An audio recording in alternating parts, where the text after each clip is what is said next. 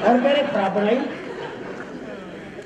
ये बात तो मेरी समझ में आती नहीं कि इसलिए avoid diagram diagrammatic explanation need to be given only when it is mandatory, only when it is absolutely mandatory, otherwise avoid it. क्यों आफत को घर बुला रहे हो? Why are you inviting your problem? कि आपने कई बार 100 लेने वाले केयरलेस मिस्टेक कर जाते हैं, केयरलेस मिस्टेक कर जाते हैं। उनसे बचने के लिए you are supposed to complete your answer sheet 15 minutes before the scheduled time and revise your paper systematically. Cutting और ये नहीं होना चाहिए। हैंडराइटिंग अगर किसी टॉपर का अच्छा नहीं है तो इसमें क्या कर सकते हैं? तो इतना तो लिखो, विजिबिलिटी हो जाए अगले के। ये लिख के ये सोच के लिखा करो किसी ने मेरा आंसर पढ़ना भी है।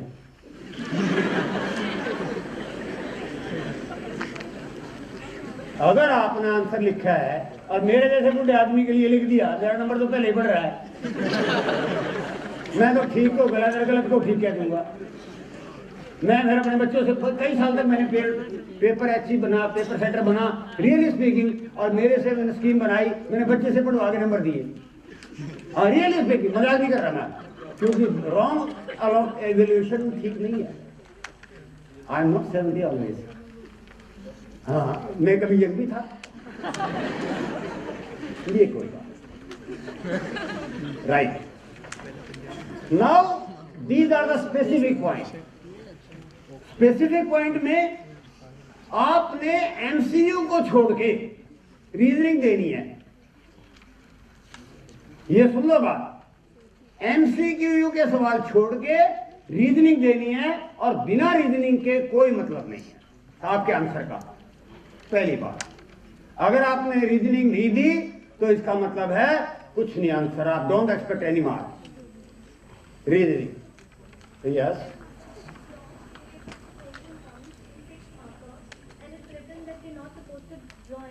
राइट, हाँ हाँ, yes yes yes, and if you are sure, क्योंकि इसके बारे में तो सभी श्योर होते हैं। लॉ ऑफ वेरिएबल प्रोपोर्शन, आपने इतना बढ़िया सवाल एग्जांपल दिया है, इसके बारे में तो कोई मेरा हाथ रोक देना जब भी ना रोकूं मैं, I will certainly draw this diagram. लेकिन सोच के बनाना, टीपी बनता है महात्मा गांधी के सिर की तरह।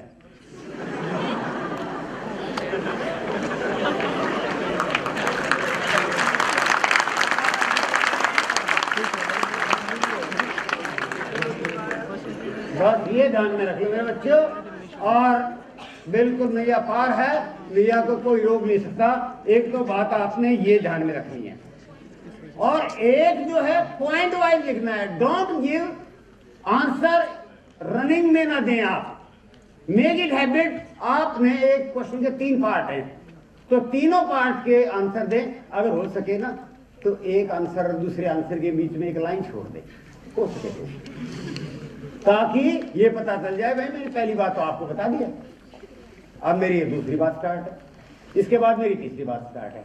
तीनों बात पॉइंट वाइज बात। नंबर तीसरी बात, अगर जिसकी अलॉटमेंट दे रखी है मार्क्स की, सुन रहे हो मेरी बात, उसमें वेटेज ऑफ मार्क्स देखो आप। 1 नंबर में तो 3 लाइन लिख दी, और 3 नंबर वाले में 1 लाइन लिख दी, और नंबर चाहते हो 100। How is possible? 1 नंबर वाले में तो आपने 3 लाइन लिख दी, क्योंकि 3 आती थी आपको, आप लोग इसके अपने आपको 3 आती थी लाइन। अरे मैं तो 3 की 3 लिखूंगा,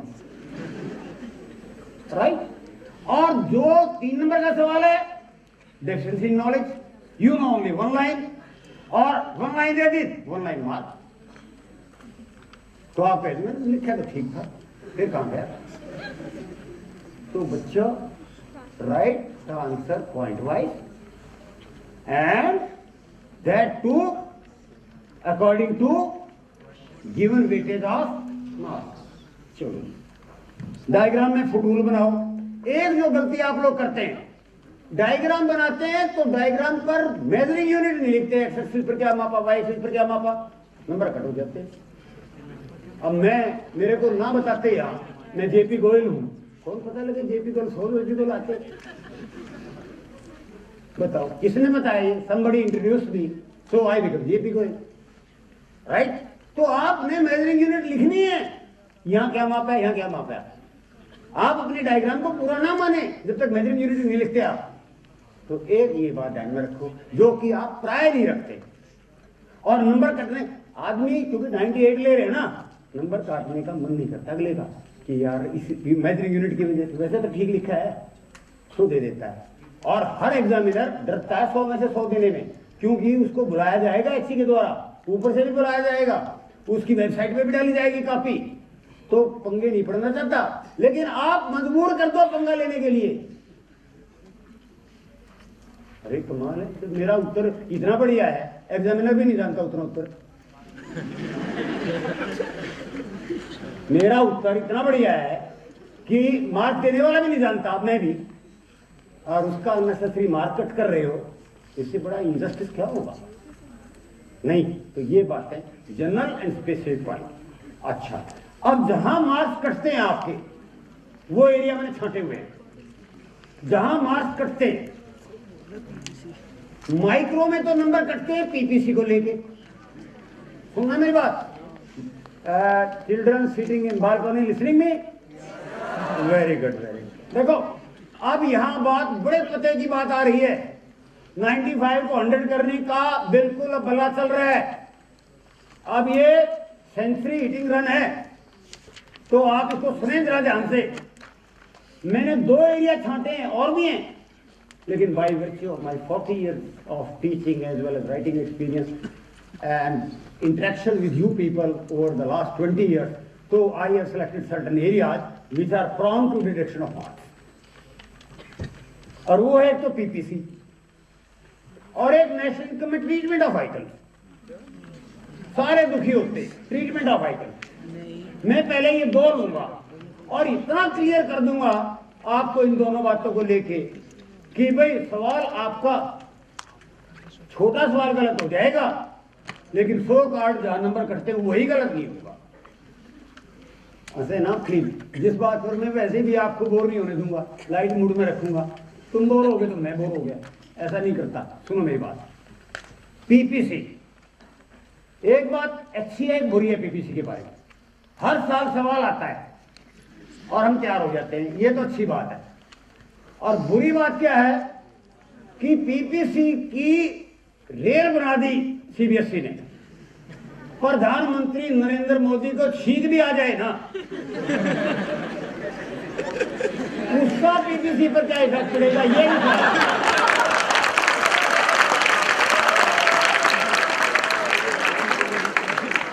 ये भाई, ये मेरे बच्चों, ये एक्सेस है।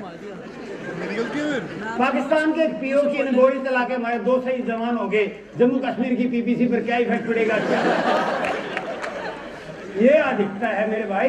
और सच्चाई क्या है, 3 नंबर का सवाल आता है और हमने इसके लिए तैयार रहना है। और इसके लिए मेरे टिप्स सुनो आप, मैं आपको ये बताता हूं कि इसके लिए कभी गलती नहीं करेंगे। आप 1 मिनट सोच के लिखना पीपीसी। अभी पीपीसी का मतलब एक इकोनॉमी की पीपीसी है। मैं ये लगता है मेरे को कि आप पीपीसी के इफेक्ट जानने से पहले आप पीपीसी का मतलब ही नहीं है पता। मैं आप कहेंगे पक्का पता है, उसकी असम्पशन भी पता है, ये सारी पता है, लेकिन नहीं पता। क्यों नहीं पता?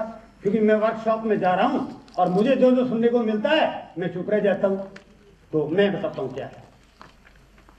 डॉक्टर विकास विजय जी, आप मेरी बात का समर्थन करेंगे। महाजन सर, क्या है, एक इकोनॉमी की पीपीसी है, क्या इसका मतलब ये लगाएं कि एक economy necessarily operating on PPC? आप यही लगा के गलती करते हो। आप इसी बात को लगा के गलती करते हो। आप ये मान लेते हो कि ये इकोनॉमी की पीपीसी है, इकोनॉमी तो इस पीपीसी पर ऑपरेट कर ही रही है। अरे कहां कर रही है?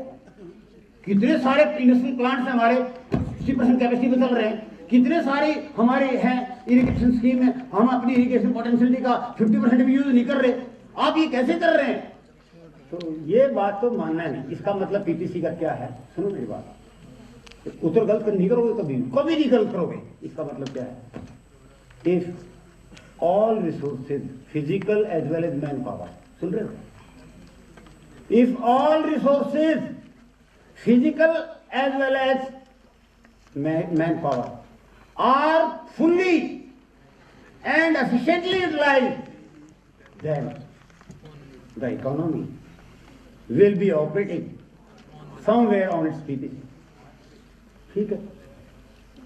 अब ये PPC रोटेट करेगी, शिफ्ट करेगी, ये दो बातों पर डिपेंड करता है, रोटेट करेगी या शिफ्ट करेगी। अगर रिसोर्सेज ग्रोथ कर जाए, अगर रिसोर्सेज फिजिकल या मैन पावर, आप मैन पावर को रिसोर्सेज नहीं मानते यार, ये बात बड़ी बीमारी है, सच में कह रहा हूं। आप रिसोर्सेज को केवल ये मानते हो एफडीआई आके कारखाने लगा के, बस आप रिसोर्सेज को ये मानते ही नहीं। क्या? अरे अगर गवर्नमेंट ने अपनी स्कीम चलाई, स्किल इंडिया स्कीम चलाई, स्वच्छ भारत मिशन चलाया, और भी कोई स्कीम चलाया जिससे हमारी मैन पावर पहले से बेटर होगी, पहले से बेटर हेल्थी होगी, is it not a case of growth of resources? Is it not a case of human transformation? Will you not call it? आप कहेंगे जी ये तो कोई नहीं, ये आप ये बताओ, Mahatma Gandhi national rural employment guarantee scheme है गवर्नमेंट की, सुनो मेरी बात, उसमें क्या है, 100 डेज ऑफ एम्प्लॉयमेंट गवर्नमेंट देती है एक गरीब परिवार को जो गांव में रहता है। इससे एम्प्लॉयमेंट मिलती है तो इनवर्ड मूवमेंट होगा, क्योंकि unemployed resources are being put. लेकिन अगर उनको स्किल करके काम किया जाता है, शिफ्ट करेगी, क्योंकि आपने एग्जिस्टिंग रिसोर्सेज का यूज तो नहीं किया ना, आपने एग्जिस्टिंग रिसोर्सेज का इंप्रूव कर दिया ना। आप एग्जिस्टिंग रिसोर्सेज को इंप्रूव ना करो, ज्यों के त्यों यूज करो, आप ज्यों के त्यों यूज। अगर किसी गवर्नमेंट स्कीम से ज्यों के त्यों रिसोर्सेज यूज हो रहे हैं तो इनवर्ड मूवमेंट। अगर रिसोर्सेज ग्रो कर रहे हैं या क्वालिटी इंप्रूव हो रही है, आप राइट वर्ड से आप दिमाग लगा कर वहां देख लेना। अब डिजिटल इंडिया है, गवर्नमेंट स्किल इंडिया है, ठीक है, तो बहुत सारे प्रोग्राम है गवर्नमेंट के आ रहे हैं। तो ये अब इम्यूनाइजेशन प्रोग्राम है। वैसे तो हमारी गवर्नमेंट के जो कार्यक्रम होते हैं ना, अक्टूबर तक जो भी कार्यक्रम है उनको देख लेना, डीमोनेटाइजेशन है, जीएसटी है, ये सारे प्रोग्राम है, इनका पीपीसी के कंटेक्स्ट में मैं सब बताऊंगा आपको। लेकिन आपने फंडामेंटल रूल को नहीं भूलना। अगर आपने अवेलेबल रिसोर्सेज की क्वालिटी इंप्रूव कर दी तो शिफ्ट का केस बन गया भाई। अगर ज्यों के त्यों यूज करके किसी प्रोग्राम से, तो इनवर्ड मूवमेंट और पीपीसी। तो बताओ स्किल इंडिया का क्या बताओगे? राइट। स्वच्छ भारत मिशन को क्या बताओगे? लेकिन आंसर लिखते समय ये और बताओ, अदर थिंग्स बीइंग इक्वल। अब देखो डिमोनेटाइजेशन हुआ, तो डिमोनेटाइजेशन से शॉर्ट रन इफेक्ट और लॉन्ग रन इफेक्ट कहती है हमारी गवर्नमेंट, पढ़ता है शॉर्ट रन और लॉन्ग रन। यस, आप आंसर देते समय ये तीन चीजें मैंने लिखी हुई है, तीन चीजें। जब पीपीसी पर आप आंसर लिखते हैं तो आंसर देते समय ये तीन चीजें आपके दिमाग में आ जानी चाहिए। देखो ये क्या तीन चीजें हैं? Other things being equal, likely effect, short run and long run. जब उत्तर लिखो तो बिना इन तीन चीजों को रिमेंबर करे उत्तर नहीं देना है, 3 नंबर नहीं मिलेंगे आपको। अब सुनो, डिमोनेटाइजेशन किया था काम भलाई के लिए। इतनी बड़ी सभा में मैं कोई बात कह रहा हूं तो एक अर्थशास्त्र का विद्यार्थी होने के नाते कह रहा हूं, किसी पॉलिटिकल पार्टी से मेरा कोई लेना देना नहीं है। If I condemn, if I support positive work. चलिए, तो आप ये बताइए, डिमोनेटाइजेशन से ये था, शॉर्ट रन में तो ट्रेड एंड चौपट होगी, इकोनॉमी होगी, तो शॉर्ट रन में तो लेस मूवमेंट इनसाइड हो गया, जीडीपी घटेगी। अरे 8% की जीडीपी थी, फिर एस्टिमेट लगाया उन्होंने 7% की, 6 की, अब लेटेस्ट वर्ल्ड रिपोर्ट उसकी एस्टिमेट आया 5.5 की आ गई। तो बताओ ये left rightward movement toward PPC है या इनवर्ड मूवमेंट, लेफ्टवर्ड मूवमेंट है, इनवर्ड लेफ्ट हो गया। अच्छा, लॉन्ग रन में क्या होगा? एक क्यों होगा? क्योंकि all ideal resources will be usable in productive uses. Terror funding will be checked, law and order situation will become efficient, long run में ये हो जाएगा। लेकिन क्या लिखना है आंसर में? Other things being equal. लेकिन हमारे कंट्री में तो क्या हुआ, अदर थिंग्स बीइंग इक्वल तो हुए नहीं, बैंकिंग सिस्टम ने कॉपरेशन दिया ही नहीं, जितना पैसा ब्लैक मनी था उतना ही जमा हो गया। तो आप ये बताइए कि मोदी ने जो ये डिमोनेटाइजेशन किया था, ये सोच के किया था ना कि लॉन्ग रन में जीडीपी बढ़ेगी और जो आइडियल रिसोर्सेज हैं they will be back to work और इससे प्रोडक्शन बढ़ेगा। लेकिन हमारा जो बैंकिंग सिस्टम है उसने ये कॉपरेशन दिया ही नहीं, लोग लाइन में खड़े रह गए और पैसा, अमीर लोग पैसा ले उड़ने लग गए, वो लाइन में खड़े रहे। तो फिर मैं ये नहीं कहना चाहिए आपने, थैंक यू, ये नहीं कहना चाहिए आपने, थैंक यू सर, आपने ये नहीं कहना चाहिए other things being equal demonetisation will result in reduction in GDP in the short run and there will be rightward shift in the long run, क्योंकि रिसोर्सेज बढ़ गए। चलो, लेकिन अदर थिंग्स तो हुए नहीं। अब हमारी गवर्नमेंट क्या है, आप क्या करो, आप ये मानो कि ये डिमोनेटाइजेशन ने किया था ब्लैक मनी को कर्ब करने के लिए। बेसिकली आप करेंसी को तो मान लो घर हाउस में, मैं अपना हरियाणा का आदमी हूं भाई, जरा हरियाणा की डायलेक्ट में बोल रहा हूं आपको, आप पंजाब से भी आ रहे हैं, मुझे अलाउ कर देना, करेंगे तो मैंने बोलना ही है, ठीक है ना जी, फिर भी मैंने बोलना है। सुनो मेरी बात कि जो डिमोनेटाइजेशन किया था वो ब्लैक मनी को कर्ब करने के लिए किया था। Are you getting me? अच्छा जी, आप करेंसी नोट्स को तो मान लो घर और ब्लैक मनी को मान लो रैट्स। ब्लैक मनी को, चूहों को मारने के लिए मोदी जी ने घर में आग लगा दी और लगा दी, कोई बात नहीं, चूहे तो मरते, चूहे निकल के भाग गए, चूहे निकल के भाग गए और फिर कहेंगे भाई क्या इफेक्ट पड़ा है, भाई मैं बीजेपी में तो नहीं, यूं कह दूंगा अच्छा असर पड़ा। मेरे को तो समझ में आ रही है कि नाश हो गया देश का, मेरे को तो समझ में ये आ रही है कि ओल्ड करेंसी को रिप्लेस करने के लिए कितनी मशीनरी लग रही है, कितनी गवर्नमेंट की इज्जत दांव पर लग रही है, कितनी इन्वॉल्वमेंट कॉस्ट की है, ये कोई सोचेगा? सारा बैंक जो है ना कारोबार से ठप हो रहा है आजकल। बैंक वाले कर्मचारी दुखी हो रहे, लोग बैंक कर्मचारियों को गाली देते हैं, बैंक कर्मचारी उनको हमला करते हैं, और कामकाज क्या होना है। और फिर जीडीपी की बात करेंगे, जीडीपी के क्या है, अरे कहां जीडीपी, तो काम ही नहीं हो रहा, जीडीपी कहां होगी। तो आपने जीडीपी पर इफेक्ट डालने के लिए you will have to look three time. अच्छा, किसी का शॉर्ट टर्म में इफेक्ट पड़ेगा, किसी का लॉन्ग रन में। फॉर एग्जाम्पल गवर्नमेंट ने इम्यूनाइजेशन प्रोग्राम कर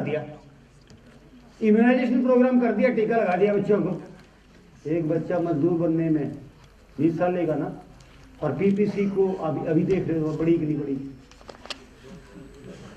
children will take time to become worker, so immunisation scheme will have no short term effect, it will only have long run effect. एक ये बात ध्यान में रखो, शॉर्ट। और एक ये ध्यान में रखो, if the programme is successfully implemented तो होगा। ये नहीं है कि चला दिया, ये तो पेपर क्लेम्स हैं, सारे पेपर स्कीम्स हैं, और पेपर स्कीम का रियल बेनिफिट पहुंचता है तो ये खिसकेगी, क्या कहते हैं, पीपीसी, वरना तो नहीं। तो इस पीपीसी को आपने ये बात ध्यान में रखनी है।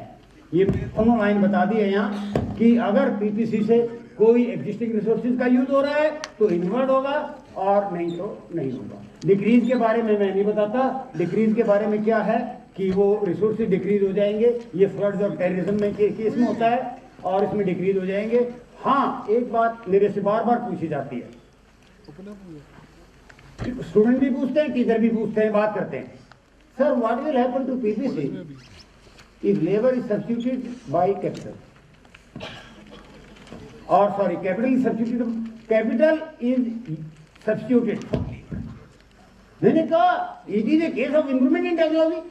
आप लेबर हटा के कैपिटल लगा रहे हो, तो you are going for capital intensive technique, it is an improvement of technology. तो the PPC will rotate on the axis जिसमें हमने ये मेजर किया, ठीक है ना। हाँ, आप कहेंगे जी अनएम्प्लॉयमेंट होगी, अरे उसमें हो तो भाई, उसमें तो हम कर ही नहीं सकते ना। आप बेटर टेक्नोलॉजी को यूज करोगे, इन द लॉन्ग रन क्या होगा, जब प्रोडक्शन ज्यादा होगा, डिमांड ज्यादा होगी, जीडीपी ज्यादा होगी, तो अनएम्प्लॉयड लोगों को मिल जाएगा। तो ये पीपीसी के बारे में आपने, और कोई भी गलती नहीं कर सकता, आपको बस ये पता लगना चाहिए कि ये पीपीसी क्या प्रोग्राम है, और इसका अदर थिंग बीइंग इक्वल ना लिखना भूलो, और लाइकली इफेक्ट बताना। एब्सोल्यूट इफेक्ट कोई नहीं होता, होगा। अब जीएसटी का बता दो कि क्या इफेक्ट, अभी लागू तो हुआ नहीं, और इफेक्ट अभी बता रहे हो, लाइकली टू, क्योंकि जीएसटी के बारे में अगर आपने बताया तो इसके 2 साइड इफेक्ट हैं। अगर हम अपनी इकोनॉमी को देखते हैं तो it will favourably effect Indian trade and industry, so they will in GDP. If GST succeeds in attracting FDI, then it is a case of growth of resources, PPC shifts rightward. GST पर कोई सवाल टाल नहीं सकता इस साल के लिए। पिछली वर्कशॉप में मैंने ये कहा था कि भाई लॉन्ग रन प्रोडक्शन और शॉर्ट रन प्रोडक्शन में डिफरेंस आएगा, और मतलब मुझे लगा, और मुझे अब की बार जीएसटी लग रहा है। और जीएसटी के बारे में ये 2 लाइन है, आप वहाँ इतिहास नहीं लिख रहे, वहाँ आपने पॉइंट वाइज बता देना है ये इफेक्ट है, दैट्स ऑल। आप ये ना सोचें कि कम लिखा है तो ये कोई गड़बड़ होगी भाई सारी बात। तो मुझे लगता है कि 100 मार्क्स की तरफ ये एक पहला कदम है। ऐसे मैंने एरियाज और भी छांटे हुए हैं। मैं एक एरिया और डिस्कस करूंगा, वो है नेशनल इनकम में ट्रीटमेंट ऑफ आइटम। यस,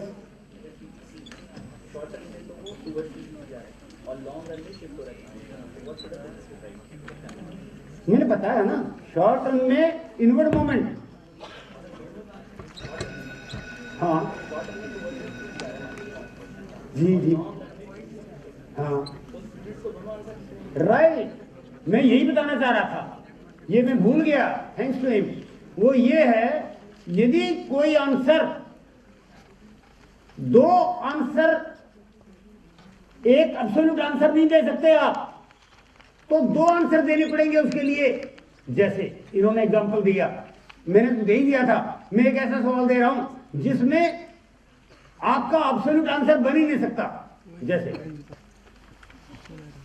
मैं बता रहा हूं दोबारा, कई बार ऐसा क्वेश्चन आता है एग्जाम में जिसका एक लाइन में एब्सोल्यूट एक रीजन का आंसर नहीं हो सकता, आपने इफ लगाने ही पड़ेंगे। कैसे? एक कमोडिटी है, सवाल आ गया, how the demand of a commodity is affected by the price of another good. ये आ गया। Are you listening? How the quantity of a commodity demanded affected by the price of another commodity. Goods तो 2 प्रकार की होती है, complementary है substitute. तो आपने बताना है, if good is complementary, so there will be inverse relationship. If good is substitute, there will be direct relationship. तो बताना पड़ेगा आपको, फिर आपको ये नहीं बताना पड़ेगा। ट्रू एंड फॉल्स में भी ये लागू होता है। तो ये ना भूलें आप, एक अब एक का इफेक्ट ये पड़ेगा, गलत हो जाएगा तो।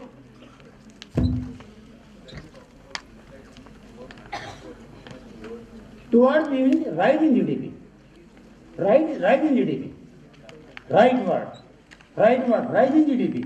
And left word means decrease in GDP. है नहीं? हाँ हाँ, मैंने देखा नहीं, इनसाइड मूवमेंट कहाँ लिखा? हाँ बताओ जरा। मैंने आपको वो बात इस रेफरेंस में नहीं बताई होगी, जो एक बात और जुड़ गई बीच में। हाँ हाँ बोलो। हाँ, इनसाइड मूवमेंट होगा, अंदर ही पीपीसी के अंदर ही मूवमेंट होगा, बाहर नहीं जाएगी। और कोर पीपीसी, इसमें rise in GDP. Inside movement तो यूं कहेंगे, इनसाइड मूवमेंट तो इसलिए कहेंगे क्योंकि movement is taking place within the PPC curve or toward PPC इसलिए कहेंगे to rise in GDP, right sir? Or still need more clarity? What about?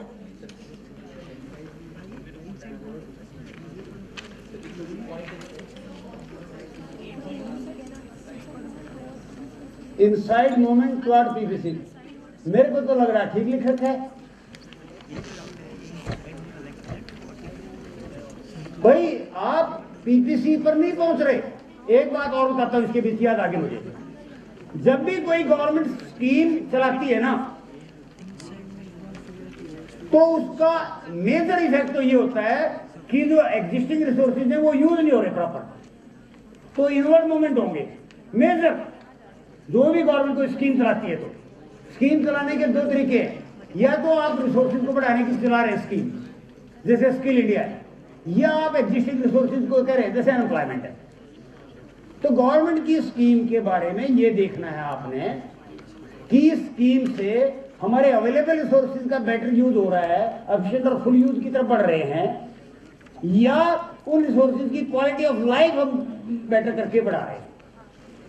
Toward PPC का मतलब मैं यही है, तो we can discuss later on, ऐसी कोई बात नहीं है, लेकिन जो भी मुझे बात बता रहा हूं इनवर्ड और very clearly I am giving you this point कि भाई जब आप एग्जिस्टिंग रिसोर्सेज का उसी रिसोर्सेज का यूज कर रहे हैं तो they will be put to work, they will be rise in output of goods and services, तो will be producing an economy will be producing more what it was producing before. चलो right sir, rightward और left word.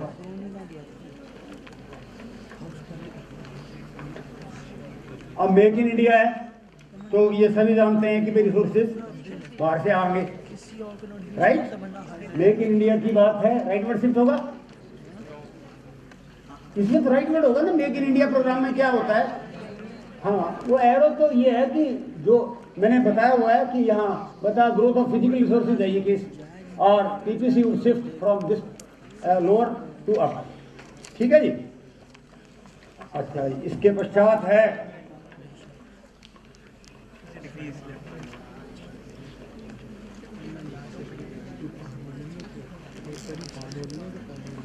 अच्छा demonetisation को खोलो।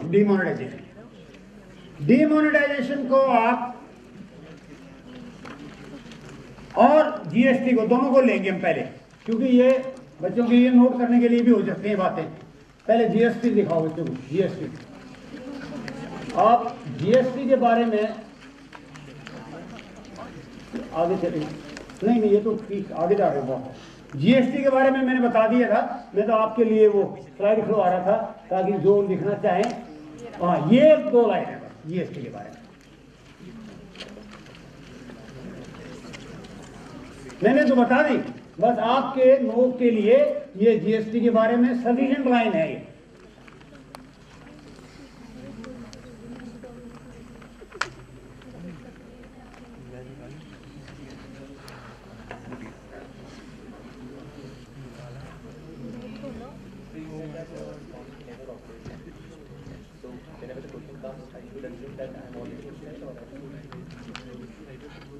मैंने यही कहा था, और मेरे आपका शुभ नाम है जी नितिन बाबू, मेरी कोई नहीं सुनता, सच में कह रहा हूं, मेरी वर्कशॉप में कोई नहीं सुनता। वो कई तो ये कह देते हैं ये कहता रहेगा यार हमने तो जो किताब में लिखा हुआ है भाई, देखो उसका तो इलाज किसी के पास भी नहीं है। मैं विजय जी पहले ही कह रहा था कि पीपी का मतलब ये नहीं है कि आप इस पर काम कर रहे हैं। पीपी का मतलब ये है यदि आप अपने रिसोर्सेज को एफिशिएंटली और फुल यूज करोगे तो आप ये कर सकते हो, ये आपकी पोटेंशियलिटी है। You are not necessarily operating on PPC, मैं ये कह रहा हूं। और मैं मिस्टेक कर रहा हूं तो आप इसको क्लैरिफाई करें, क्योंकि ये सवाल मेरे बार बार उठ रहा है, एक बार नहीं। I have answered this question 100 times, really speaking, and if you have any doubt please raise your hand and put your doubt, क्योंकि मैं भी तो इंसान ही हूं यार, मैं बदल जाऊंगा, आप ना बदले तो। लेकिन सच्चाई ये है कि मैं वजन उठा सकते हैं, मैं वजन उठा सकता हूँ 40 और उठा रहा हूँ 20, क्या मैं पीपीसी करूँगा? बस ठीक है, मैं ये कह रहा हूँ मैं वजन उठा सकता हूँ 40, मेरे सामने है 50, तो मैं पीपीसी से बाहर जाऊंगा ना। इसके लिए बाहर जाने के लिए घी खाना पड़ेगा ना?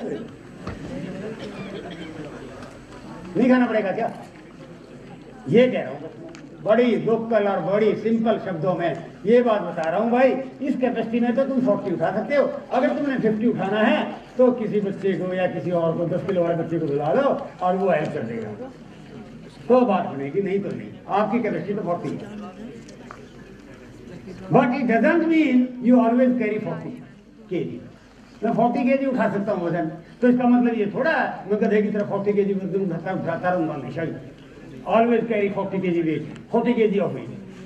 This is my capacity. I can go to this limit, but it is not sure I'm carrying 40 kg of weight. Is it? ये कह रहा हूँ। अगर आप इन बातों का अपने आप से विरोध करोगे तो फिर भी गलत उत्तर लिख के आओगे।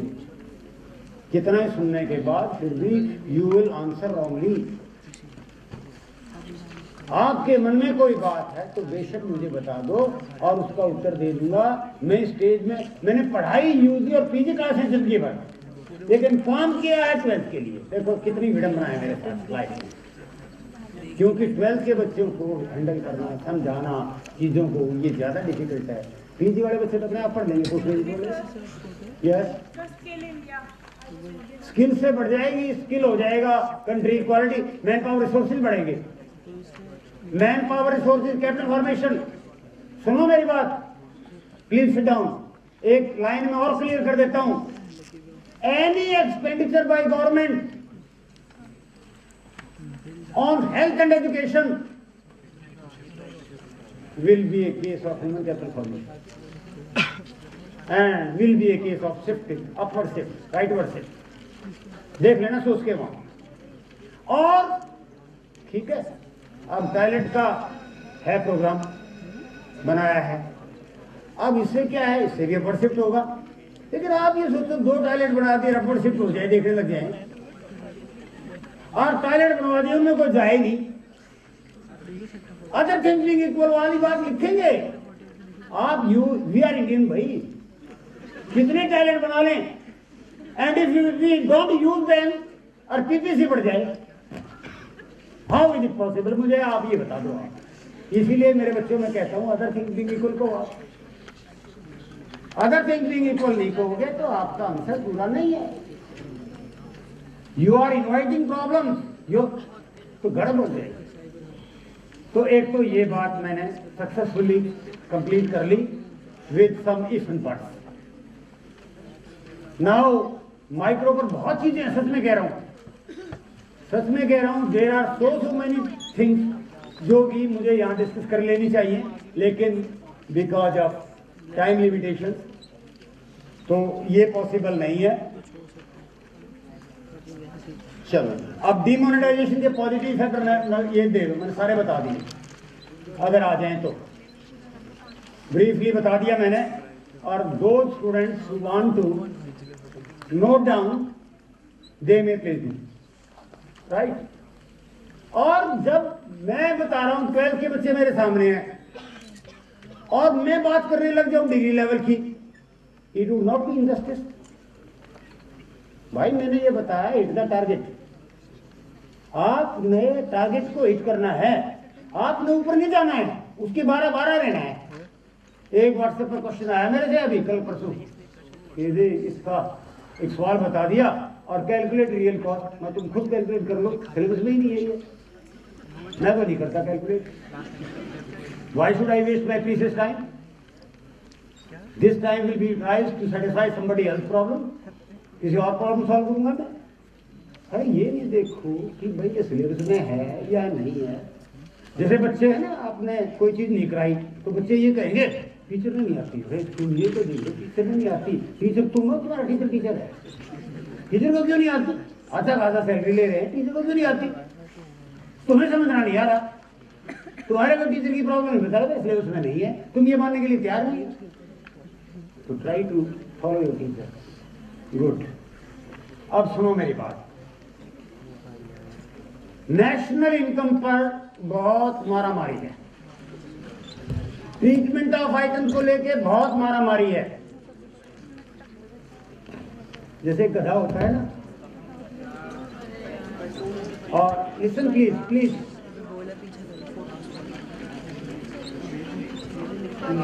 आगे डालिया में बोलो what you want, let me go ahead please, you can talk to me later on, right? नहीं, मैं सही कह रहा हूं, क्योंकि मेरे को टाइम दिया हुआ है ना, टाइम में मैंने भी तो कंजूसी करनी है ना कहीं भी, राइट?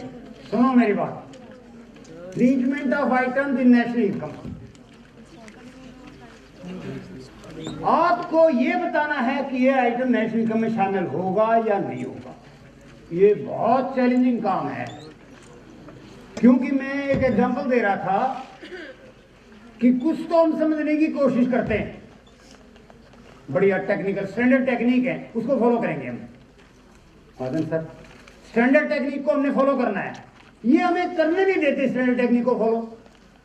गधे पर हम बैठे हैं, कान मोड़ देते हैं, गधा वही चल पड़ता है, और स्टैंडर्ड टेक्निक को हमें अपना नहीं देते। ये है मेरा इशारा सीबीएसई बोर्ड की तरह। मार्जिन स्कीम में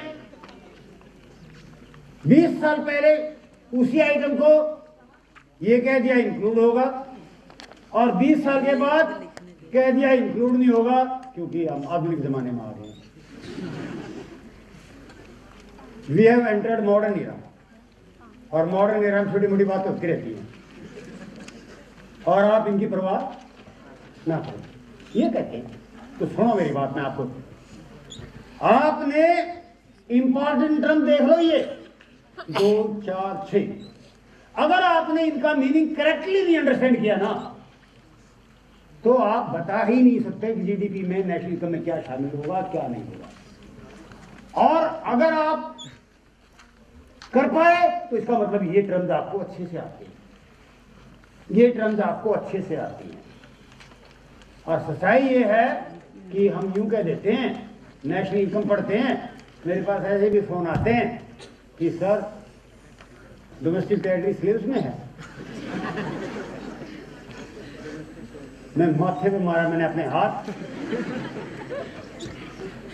मैंने कहा यार कल में ये टेलीफोन आएगा नेशनल इनकम सिलेबस में है, फिर कहेंगे डोमेस्टिक टेरिटरी सिलेबस में है सर, और मैं अपने छोटे भाई बहनों को ठेस भी नहीं पहुंचा सकता, क्योंकि मैं भी तो उनकी स्टेज से निकल के आया हूं। मैं एकदम थोड़ा आ गया यार, ठोकर खा के धक्के खा के उम्र किसी को स्पेयर थोड़ा करती है। तो मैं बताता हूं, और मैंने अपनी लाइफ का मिशन बनाया हुआ है to help my youngsters to my full of my capacity, either they are students or they are the teachers, right? सुनो, डोमेस्टिक और इकोनॉमिक टेरिटरी, डोमेस्टिक टेरिटरी में आप एक बार डोमेस्टिक टेरिटरी को लो,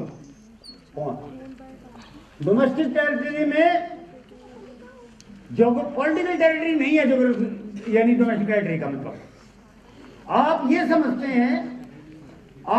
समझते हैं कि हमें डोमेस्टिक टेरिटरी आता है, और आता होता तो फिर ट्रीटमेंट गलत क्यों कर दी? ट्रीटमेंट गलत क्यों कर दी? इसका मतलब है अगर आपने ट्रीटमेंट गलत कर दी तो डोमेस्टिक टेरिटरी आता नहीं। मैं तो ये कहता हूं, और सही कर दी तो डोमेस्टिक टेरिटरी की कंसेप्ट आपको आती है। अब सुनो, मैं ये नहीं कहता कि डोमेस्टिक टेरिटरी पर सवाल आएगा, बल्कि डोमेस्टिक टेरिटरी एक बुनियाद है जिस पर घर बनेगा। घर बुनियाद पर बनेगा। आपको बिना बुनियाद बनाने यहाँ क्या भूकंप आता है? ये है fundamentals. You will have to understand all these fundamentals without, और आपका न्यूमेरिकल कोई गलत करके दिखा दे, और आपकी कोई ट्रीटमेंट ऑफ आइटम गलत करके बता दे, हाँ सावधान रहना पड़ेगा। कई जगह आपने 2 रीजन देने पड़ेंगे, यदि ऐसा होगा तो ये होगा, अगर ऐसा होगा तो ये होगा।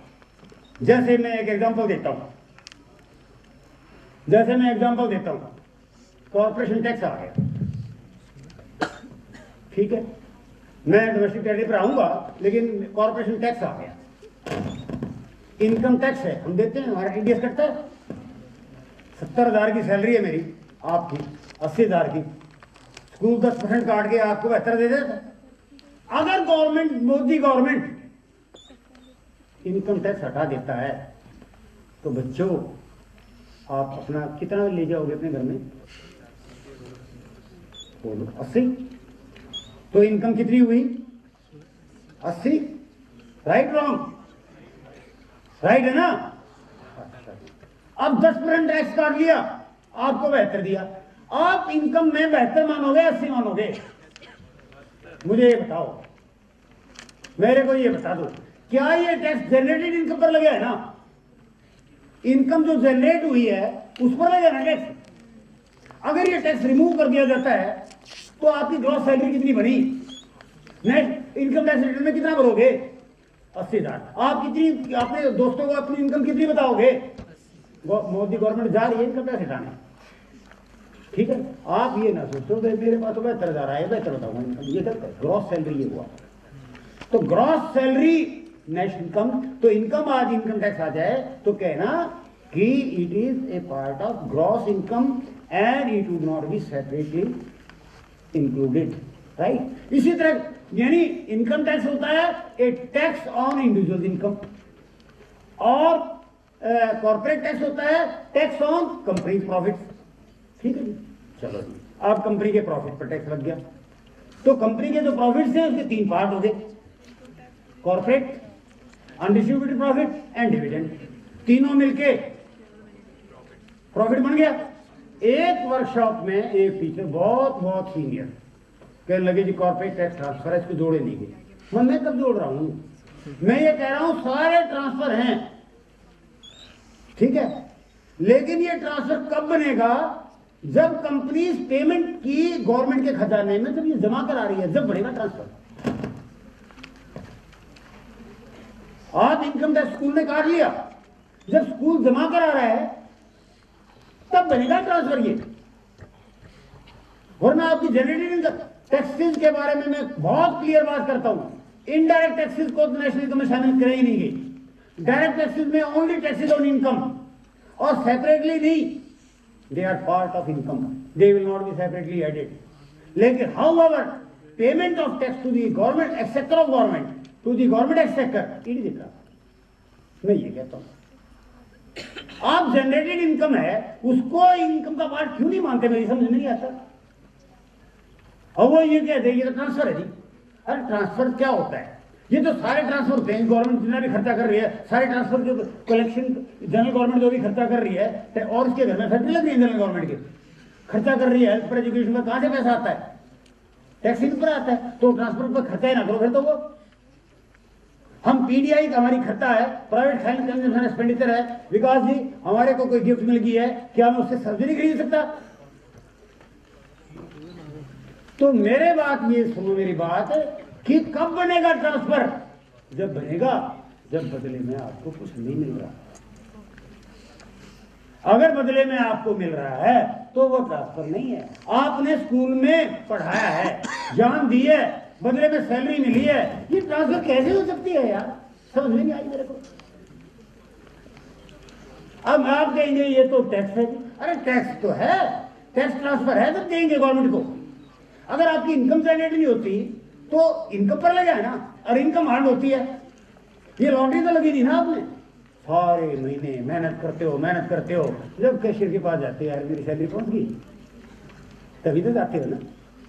तो भाई ये बात है। मैं आपको ये डोमेस्टिक कैटेगरी के बारे में, नॉर्मलाइजेशन के बारे में बताना चाह रहा था। ये तो एग्जांपल बताया, अगर 2 आ जाए तो दोनों में बताना पड़ेगा आपने 2 रीजन, वन साइडेड नहीं चलेगा। ऐसे ही क्या कर दिया गया आइटम में कि स्टैंडर्ड टेक्निक ये है कि भाई जो डोमेस्टिक सर्विसेज हैं वो नेशनल इनकम का पार्ट नहीं है। ये स्टैंडर्ड टेक्निक है। Domestic category services provided mutual by one member to another. एक बच्चा अपनी मम्मी को रेलवे स्टेशन छोड़ने जाता है रोज, ठीक है, तो नहीं जोड़ेगा। पेट्रोल पर खर्चा तो जोड़ोगे यार, या नहीं जोड़ोगे? इसको कहाँ जोड़ोगे पेट्रोल के खर्चे को?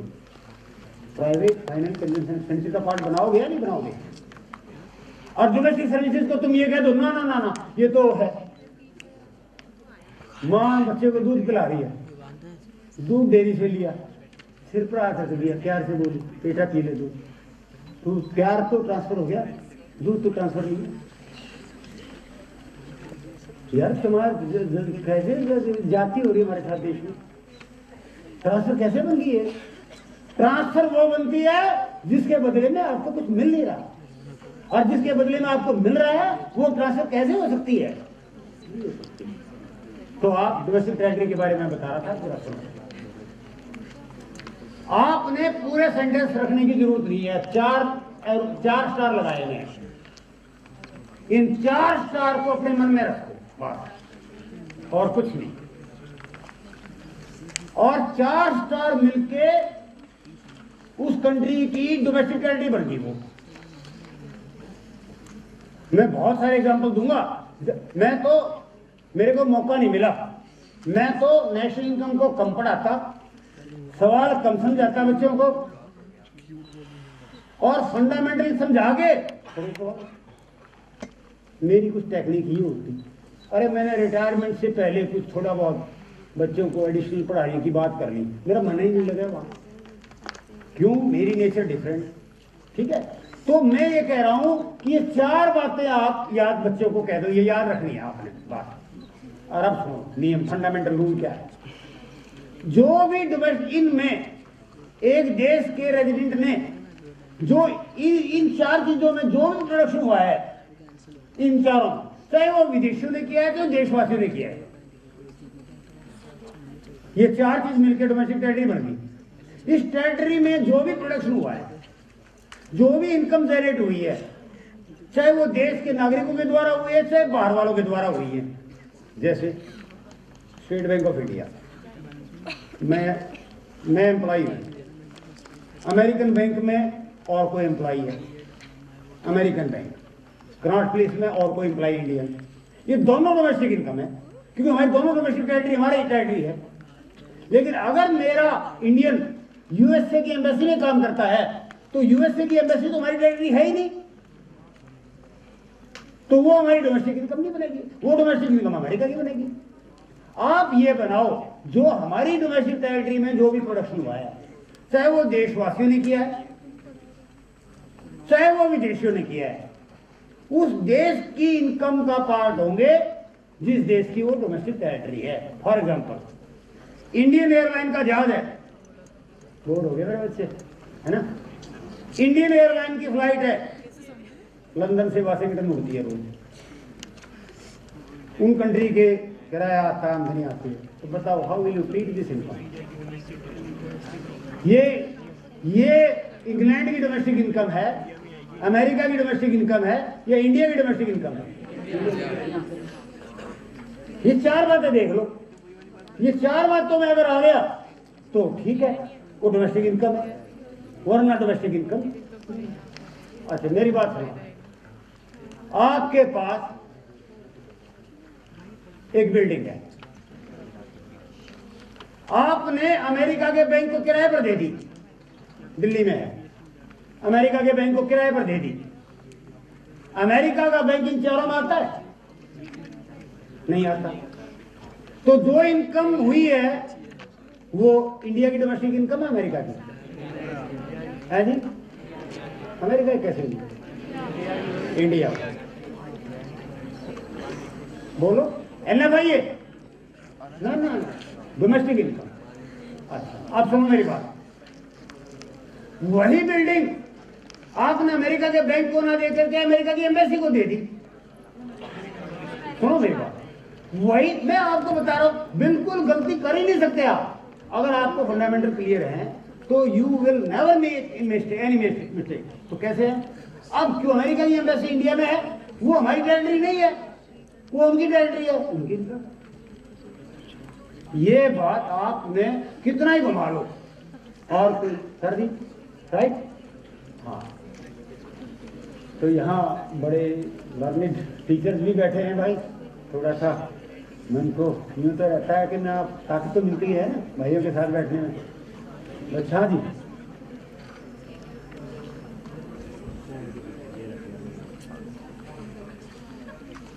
परचेज आप कुछ भी नहीं है, मैं फाइनेंशियल एसेट नहीं, मैं आऊंगा।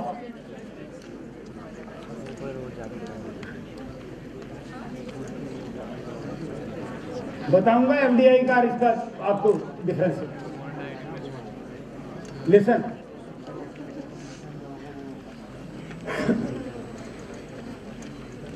अब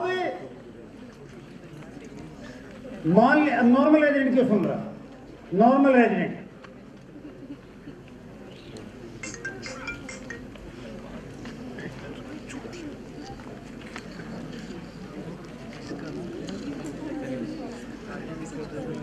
नॉर्मल रेजिडेंट के बारे में भी एक बात बताना चाहता हूं। नॉर्मल रेजिडेंट का मतलब है एक व्यक्ति या ऑर्गेनाइजेशन। पहली बात ठीक है, व्यक्ति और इंस्टीट्यूशन, ठीक, और जिसका इकोनॉमिक इंटरेस्ट उस कंट्री के साथ हो। इकोनॉमिक इंटरेस्ट में तीन बातें आती हैं। इकोनॉमिक इंटरेस्ट में तीन बातें आती हैं, earning, spending, accumulation. Earning, spending and accumulation. लेकिन एक बात सुनो, अगर ये एक साल की पीरियड की बात सरपास कर जाती है, एक साल के बाद अगर कोई व्यक्ति रहता है, चाहे उसका इकोनॉमिक इंटरेस्ट यही है, एक साल से पीरियड ऑफ स्टे अमेरिका में हो गया, तो वो उसकी इनकम में जुड़ेगा। मैं ये कह रहा हूं, कहने लगे इकोनॉमिक इंटरेस्ट तो यहां का है। मैंने फिर एक एग्जांपल दिया, मेरे एक रिलेटिव सऊदी अरेबिया में 10 साल नोट कमाने के चक्कर में चले गए और 10 साल के बाद लौटे। इंडियन, इकोनॉमिक इंटरेस्ट इंडिया, पैसा कमाना वहां का इंटरेस्ट, इनकम टैक्स वहां फाइल करते रहे, रिटर्न टैक्स सऊदी अरेबिया की गवर्नमेंट को देते रहे। तो उन 10 सालों की इनकम कौन से कंट्री की इनकम बनेगी? उनकी बनेगी। और यहां ले आके और अपनी जायदाद जमीन खरीद ली, वो तो period of stay is very very important, ये ध्यान में रखना, पीरियड ऑफ स्टे। अब नॉर्मल रेजिडेंट की डेफिनेशन सुनो। नॉर्मल रेजिडेंट के द्वारा, नॉर्मल रेजिडेंट के द्वारा जो भी इनकम जनरेट हुई है, चाहे वो अपने देश में और चाहे वो विदेश में, चाहे वो अपनी टेरिटरी में और चाहे बाहर की टेरिटरी में, वो नेशनल इनकम है। ये जरा एक मिनट जरा इसको सोचना पड़ेगा आपने। नॉर्मल रेजिडेंट का जो मेन पॉइंट है, period of stay should be more than 1 इस बात को आपने बिल्कुल नहीं भूलना। अब मैं एग्जांपल देके बताऊंगा, ये बात करूंगा कि कैसे ये ट्रीटमेंट होगा। अब देखो, अगर हमारी एम्बेसी है, अब कुछ बच्चे बालकनी वाले अपनी मुद्रा में खेलती देखें, प्लीज है, माइंड डाइवर्ट होता है, please sit down, take your seat, है ना। तो मैं ये कह रहा हूं, हमारी एम्बेसी है अमेरिका, ठीक है, वहां अमेरिकन एक आदमी है, नौकरी करता है हमारी एम्बेसी में। एक मिनट जरा सुन लो बात, आपको फंडामेंटल क्लियर होंगे। इंडियन एम्बेसी इन अमेरिका, और वह एम्प्लॉई है अमेरिकन। अब इसको ट्रीटमेंट देखो क्या करेंगे। पहले तो ये देखो कि वो एम्बेसी किसकी डोमेस्टिक टेरिटरी है? इंडिया। तो वो किसकी डोमेस्टिक इनकम होगी? हो गया। अलग अलग खाते हैं ना, दोनों को मिलाइए मत आप। मिलाने का मतलब है दो पैरों में, दो नाव में पैर रख लिया आपने और आफत मोल ले ली। आप एक एक बात को सोचो, एक एक सोच लोगे वही बहुत बड़ी बात है। दो दो सोचोगे गलत कर जाओगे, होगी बात। आप देखो, अब अमेरिका वाले क्या मान, इंडिया वाले अमेरिका को सैलरी दे रहे हैं, तो वो कहलाएगी sir factor income to abroad. किस कैटेगरी में आएगा वो? Factor income to abroad. अच्छा, अब आइए, अमेरिका, हमारी एम्बेसी है, अमेरिका की एम्बेसी इंडिया में है और उसमें इंडियन एम्प्लॉयमेंट है, इंडिया का आदमी काम कर रहा है, एम्बेसी अमेरिका है, उसमें भारत का लोग नौकरी कर रहे हैं, ठीक है। तो मुझे बताइए कि अमेरिकन एम्बेसी किसकी डोमेस्टिक इनकम है, और हमें जो इनकम मिली है वो कहलाएगी NFI, क्योंकि हमने दूसरे टेरिटरी में कमाई है। गलती कर ही नहीं सकते भाई। मैं आपको एक बात होता है, जो इंटरनेशनल ऑर्गेनाइजेशन है ना उनके बारे में सुन लो। जो इंटरनेशनल ऑर्गेनाइजेशन है ना वो इंटरनेशनल टेरिटरी में आती है, वो किसी कंट्री की टेरिटरी में नहीं आते।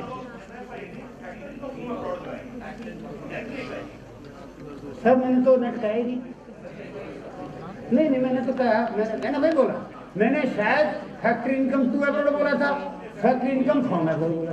नेट तो जब होगी ना कि जब बढ़ाएंगे, जब बढ़िया की तरह हिसाब लगाएंगे। अभी तो हिसाब ही नहीं लगाया अपना। फैक्ट्री इनकम टू एब्रॉड और फैक्ट्री इनकम फ्रॉम, हो गया। अच्छा, अब मैं इंटरनेशनल टेरिटरी की बात कर रहा था। जो इंटरनेशनल टेरिटरीज है जैसे WHA का ऑफिस दिल्ली है, उसमें डिफरेंट कंट्रीज के लोग एम्प्लॉयमेंट करते हैं। ये इंटरनेशनल टेरिटरी में आएंगे, ये इंटरनेशनल टेरिटरी में आएंगे। सुनो मेरी बात, अगर वो 1 साल से ज्यादा स्टे कर रहे हैं, 1 साल से, तो हमारी नेशनल इनकम आ जाएंगे, उस कंट्री की नेशनल इनकम आ जाएंगे जिस कंट्री में वो ऑफिस लोकेटेड है। सर समझ रहे हैं, ये मुझे बात समझा पाया मुझे। इंटरनेशनल ऑर्गेनाइजेशन में अगर जो इंटरनेशनल टेरिटरी में आ गए, अगर पीरियड ऑफ स्टे 1 साल से ज्यादा एक्सीड कर जाता है तो वो उनकी इनकम उस देश के इनकम में जुड़ेगी जिस देश में वो ऑर्गेनाइजेशन लोकेटेड। एक से सवाल मैंने पूछा, एक से सवाल विकास जी मैंने ये पूछ लिया कि भी ये बांग्लादेशी है। Listen, try to listen please. एक बांग्लादेशी है residing in India, working in Indian embassy in India. Treatment बताओ, 3 कंट्री इन्वॉल्व कर दिए मैंने। A Bangladeshi working in Indian embassy. तो बांग्लादेशी नॉर्मल रेजिडेंट इंडिया का हो गया, तभी तो उसकी एम्बेसी में काम करेगा, वरना तो बचाएगी, स्टाल नहीं लगा सकता। वो तो अमेरिकन एम्बेसी है नॉर्मल, तो यहाँ कितने सारे सिटीजन नहीं है नॉर्मल है। यहाँ का नॉर्मल रेजिडेंट किसी भी कंट्री का हो वो नॉर्मल रेजिडेंट बन जाएगा। नेशनल इनकम जो है ना वो हमारे कंट्री में जुड़ेगी और फैक्ट्री इनकम फ्रॉम अदर कराएगी। तो ये 2 चीजें हैं जो आपको ध्यान में रखनी है। इसके पश्चात है नॉर्मल रेजिडेंट के बाद है इंटरमीडिएट एक्सपेंडिचर। अब एग्जॉस्ट हो गए, हाँ जी घटेगी नहीं, factory income to abroad domestic income से घटेगी, फैक्ट्री इनकम फ्रॉम अब्रॉड जुड़ेगी, नेट जुड़ेगी। जो जा रहा है हमारे पास से, जो आ रहा है हमारे जोड़ दो।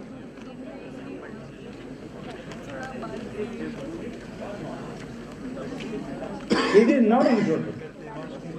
कैसे अब देश की इनकम में कैसे जोड़ोगे? It is income to abroad, right. लेकिन एक ऐसे सवालों में 1-2 लाइन फालतू लिखनी पड़ेगी to be on safe side. और हमारे बच्चे नवीन जी और हो गए ना, हाँ जी सर यस सर, मैं आपको ये बता रहा हूँ कि आपको जो स्टैंडर्ड टेक्निक्स हैं उनको फॉलो करेंगे ना। There are standard techniques, system of national account की टेक्निक को तो फॉलो करेंगे ना। पढ़ लो वहाँ क्या लिखा है। और ये अधिकारी लोग अपना ये कह दें, एक बार ये ओल्ड एज की कह दिया कि ये जुड़ेगा सर्विसेज, एक्सपेंडिचर हो रहा है। और मैं क्या मानता हूँ, तो मैं क्या मना करता हूँ, एक्सपेंडिचर हो रहा है तो प्राइवेट हेल्थ इंश्योरेंस में जोड़ दो। और खाली माँ बाप के पैर दबाना दिन में थोड़ा मिल जाएगा। मैं ये कह रहा हूँ, बताओ राइट है रॉन्ग?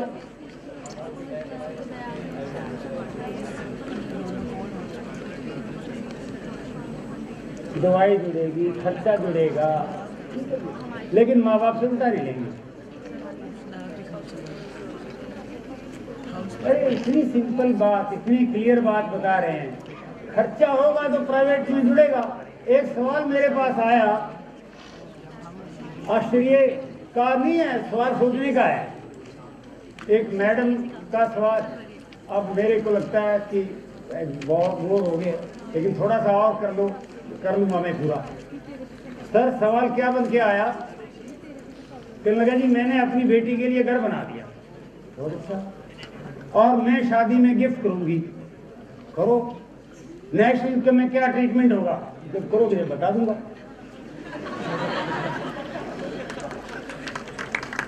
जब गिफ्ट करोगे तो बता दूंगा। अभी बनाया नहीं आपने, नहीं बनाया, बना रही हूं, बहुत अच्छा, खर्चा कर रहे हो, कर रहे हैं, यूनिवर्सिटी कैसी फॉर्मेशन जोड़ दो, कर रहे हो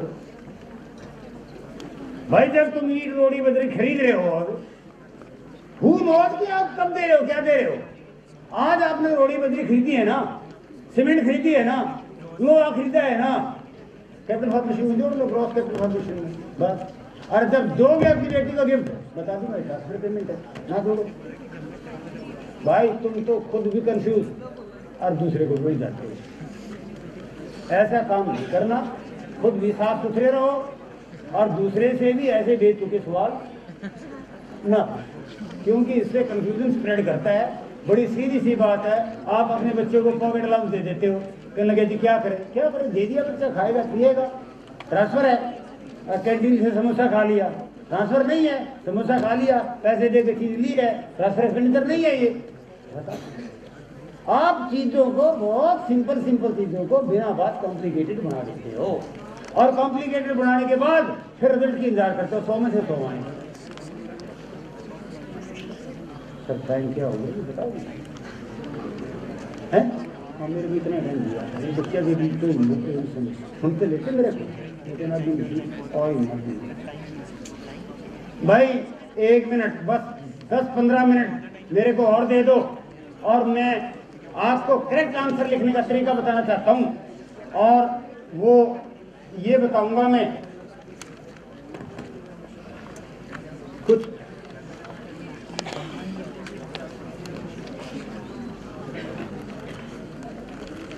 ये दो ये सुनो भाई, I will take just 15 minute and give me these 15 minutes, है ना।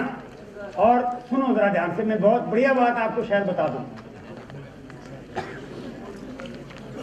कंज्यूमर इक्विलिब्रियम पर सवाल लगभग आता रहता है, बोलो। और सवाल क्या आता है, सवाल क्या आता है कि there are a consumer buy two goods X and Y and he is in equilibrium, MUX is this, MUY is this, PX is this, PY is this, is consumer in equilibrium, what will be his reaction? आता है ये बात मैं कुछ नहीं बताता। अब मैंने ये कह दिया, हमारे सिलेबस में 2 अप्रोच हैं, IC और कार्डिनल, कार्डिनल और ऑर्डिनल। अब मैं इसी सवाल को ऑर्डिनली बोलता हूं, बेटिया सुनो, मैं इसी सवाल को दूसरे एंगल से बताता हूं। हाँ ऐसे शांत हो जाए ना तो मुझे अच्छा ठीक रहेगा बता रहे, ध्यान देना। अब मुझे पहले तो ये बताना, क्या ये सिलेबस में है या नहीं है, क्या हमें इसको पढ़ना चाहिए या नहीं। A consumer buys 2 goods X and Y and he is in equilibrium. Income of the consumer and price of Y remaining unchanged, price of X falls. सुनो, मैं ये कह रहा हूं कि ये consumer buys 2 goods and he is in equilibrium. His income and price of Y remaining unchanged, price of X falls. How will consumer react to this change? Use IC approach. बताओ चलिए उसमें है या नहीं है। IC approach कंज्यूमर इक्विलिब्रियम नहीं है। अरे सवाल नहीं आया बोर्ड में, मैं ये कह रहा हूं जब यही बात कंज्यूमर इक्विलिब्रियम की, तुम यही बात उसके बारे में कह सकते हो, क्या कहते हैं, कार्डिनल में कह सकते हो, यही बात मैंने आईसी में कह दी तो क्या है, सवाल न्याय इसलिए।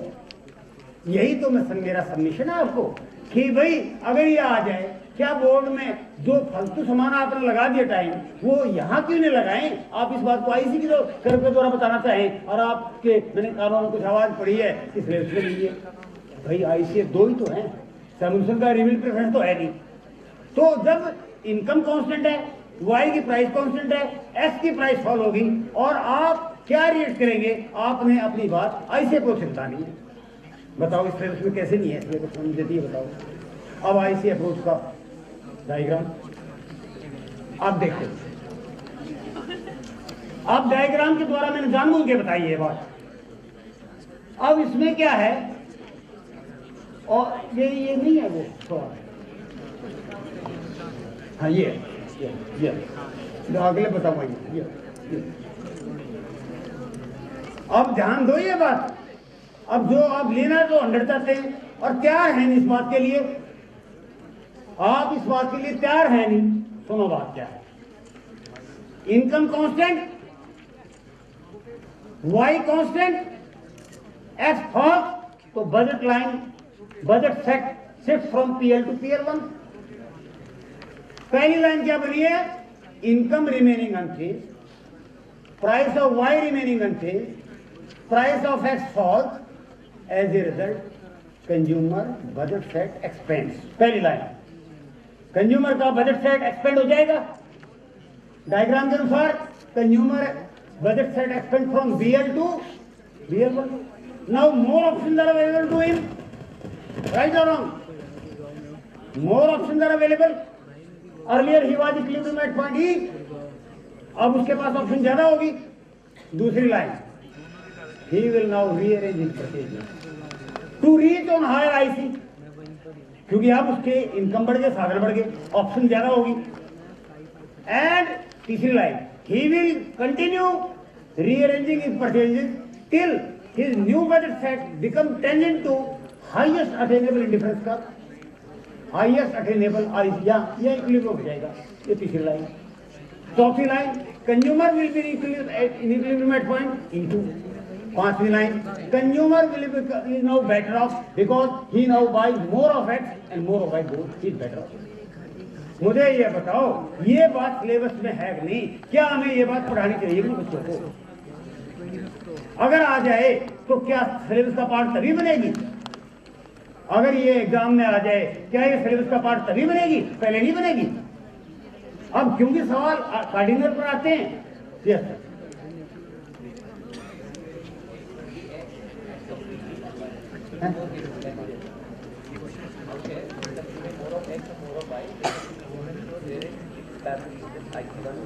where he doesn't spend entire income, y remains same but x is or the third where the entire आप एक बार बताओ, मैं सारी बात समझ गया। अब लिसन में, अब एक बात मेरी सुनो, कंज्यूमर ई पर है, जब एक्स की परचेजिंग, एक्स की प्राइस फॉल हुई तो जो उसकी इनकम थी उसकी परचेजिंग पावर एक्स के केस में बढ़ गई ना। His purchasing power in terms of x rises, right? अब उस परचेजिंग पावर का कितना पार्ट वो एक्स पर खर्च करता है, वो वाई पर भी कर सकता है, क्योंकि बोथ आर नॉर्मल गुड। एक मिनट, दैट्स आर, एक मिनट, एक answer, both are normal, both are normal, तो वो ऑप्शन है उसकी, he may buy, he may not buy. लेकिन क्या है, वो एक्स की ज्यादा ले लेगा, वाई की कम लेगा, लेकिन he is still better off because he is not on higher IC. मैं ये कह रहा हूं, आप चाहे एक्स की ज्यादा ले लो, वाई की कम ले लो, मैं कोई दिक्कत नहीं है, लेकिन consumer is better because he is on higher IC. Yes,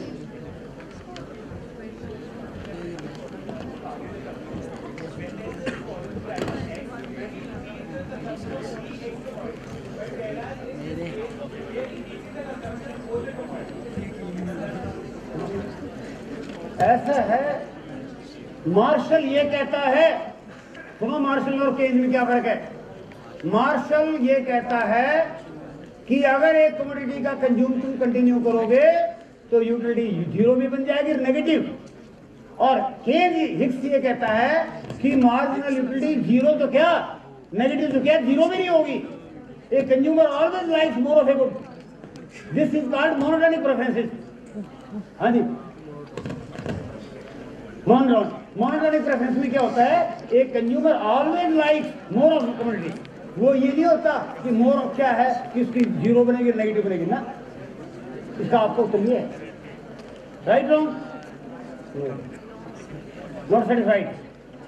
what actually आपके ब्रेन में क्या चल रहा है? Are we following cardinal approach?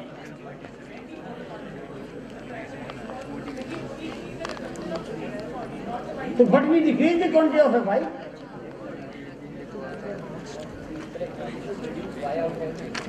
Sir मैं इसको बात, वो y की डिक्रीज करेगा ना, तभी वो दोनों पल्ले बराबर होंगे। x की इंक्रीज करेगा, कहां से करेगा इंक्रीज?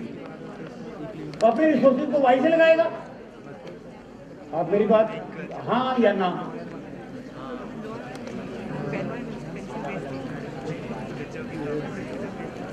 एक्स कमोडिटी का कंजम्पशन इंक्रीज करेगी, ठीक है, हाँ, उसकी रियल इनकम बढ़ेगी और वाई की क्वांटिटी सेम रखना चाहते हैं आप। ऐसा है, बिल्कुल आप समझ में तो आए ना बात। रियली ऐसा है कि हाँ, यस, फ्री कर रहा हूँ, फ्री कर रहा हूँ। पहली बात मैंने आपको ये बताया था कि इलेक्ट्रिसिटी खंबे पर लिखा होता है डेंजर, लिखा है, और डेंजर में जाओगे तो फंसोगे। तो don't invite problem, discuss one thing at one time. मैंने कार्डिनल की बात करी है, आप कार्डिनल को नेसेसरीली क्यों ला रहे हैं? पहली बात, आपकी उस बात से मैं सहमत हूं, पहली बात, यू आर राइट, लेकिन आप अननेसेसरीली उस बात को यहां ना लाओ। यहां लाओगे ना, उसमें भी कंफ्यूजन आएगा, इसमें भी कंफ्यूजन आएगा। अब सुनो मेरी बात, अब इनकी सर की बात मुझे बढ़िया लगी। अब क्वेश्चन क्या है कि प्राइस गिर गई तो जो इनकम थी हमारी, उसकी परचेजिंग पावर बढ़ गई। यानी अगर हम उतनी एक्स लेते जितनी पहले लेते थे तो हमारे पास पैसा बच जाता ना। उस पैसे का हम यूज कैसे कर रहे हैं? Buying, we can spend entire on X, we can spend some part on X, some on Y, बस ये करना। लेकिन इस स्थिति से कंज्यूमर पहले से बेटर होगा, मैं ये कहूँ। बस ये सब आप इतना भी कराएं, 99% टीचर जो है ना, हम ये क्लास में ये पहलू नहीं कराएं।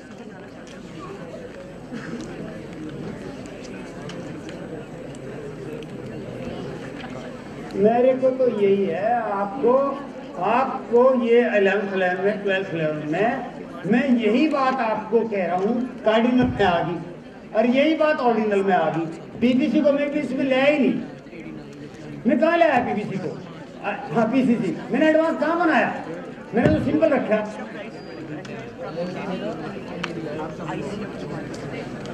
भाई ऐसा है, आप आज नहीं मान रहे, 2 दिन के बाद मानोगे। आज नहीं मान रहे हो ना, 2 दिन के बाद मानोगे। 2 और 2 हमेशा 4 होते हैं, 3 दिन बीतने के बाद 5 नहीं बनेंगे मेरे बच्चे, 4 के 4 ही रहेंगे।